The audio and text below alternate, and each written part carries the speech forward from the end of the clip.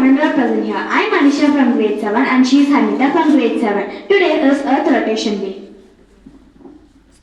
Today we are going to do a conversation on Earth's rotation day. Hey, hi Hanita. Hi Anisha, how are you? I am fine. What about you? I am also fine. Do you know today is Earth Rotation Day? Yes, I know. What do you mean by it? It means the Earth rotates on its axis. Why is rotation important?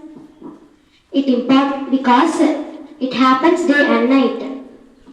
Okay, how much hours it takes for completing one rotation? It takes 24 hours to complete one rotation.